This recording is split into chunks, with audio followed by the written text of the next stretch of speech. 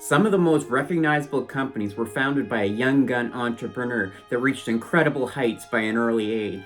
Well-known stories of Mark Zuckerberg founding Facebook at 19 and Bill Gates starting Microsoft at 20 may suggest success comes early or not at all. However, some of the world's greatest entrepreneurs had their big breakthroughs later in their working careers. The clothing store The Gap was created as a good old-fashioned spite store.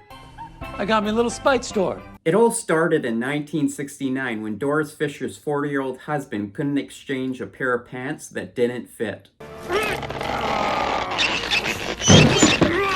At the time, department stores only carried the most common sizes, and the couple thought there should be a place that had sizes for everybody. With no retail experience, in 1969, the first Gap opened in San Francisco. To appeal to younger people, Doris came up with the name The Gap to reference the generation gap term. Generation gap was a popular term in the 1960s, describing the differences of opinion between young people and their parents' generation. The Gap's apparel quickly became fashionable, and today is one of the largest clothing chains in the world.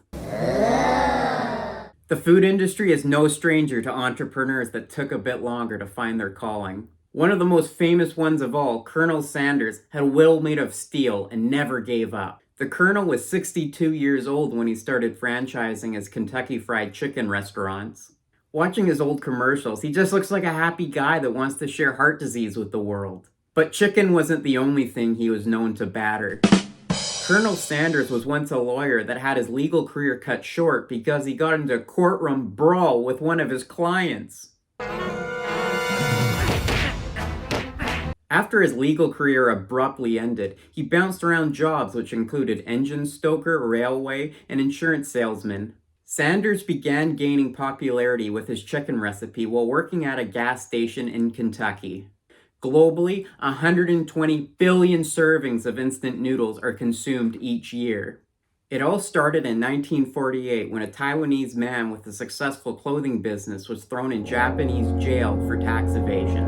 After serving his 2-year sentence, when he got out of jail, he had a business and a factory that had been destroyed and had little left. At the age of 48, he had to start all over again. With Japan still suffering from a food shortage in the post-war era, he saw an opportunity. In a little shed, he worked alone, sleeping only 4 hours a night without a single day off for an entire year. Through all his hard work, he came up with his pre-cooked noodle invention. His ramen noodles became an instant sensation. Bon appetit! As popularized by the 2016 movie The Founder with Michael Keaton. I'm Batman. Ray Kroc was 52 when he opened his first McDonald's franchise.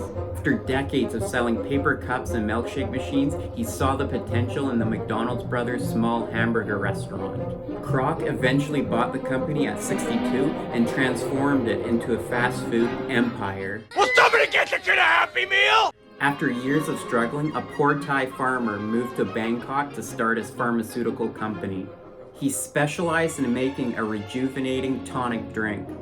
At the age of 61, his life changed forever when he teamed up with an Austrian businessman to help market his product. His drink became a global sensation and is also known to give you wings. Red Bull gives you wings. When Bernard Marcus was younger, he got accepted into Harvard Medical School, but unfortunately, him and his poor family couldn't afford the tuition. Bernie liked to joke that the city eventually tore down his family's New Jersey apartment to build a slum. After working up the corporate ladder, he was fired from Handy Dan Home Improvement, and he was forced to reinvent himself at the age of 50. Bernie, with another co-worker that was gassed from Handy Dan's, co-founded a company that you may have heard of, Home Depot. The first stores were opened in 1979 in Atlanta, Georgia. They envisioned a one-stop shop for all home improvement needs. Despite initial fumbles, which included them literally paying people to go into the stores, Home Depot has become a leading retailer in its sector, currently worth over $350 billion. The other co-founder of Home Depot, Arthur Blank, owns the Atlanta Falcons and knows all about dropping the ball.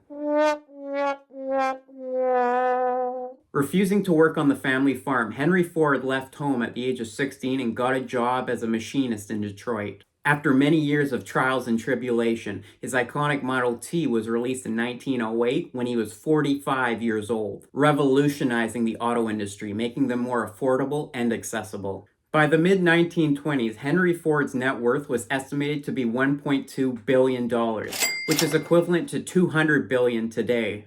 It's amazing what these people accomplished. They show as long as you have a great idea and perseverance, it's never too late to follow your dreams.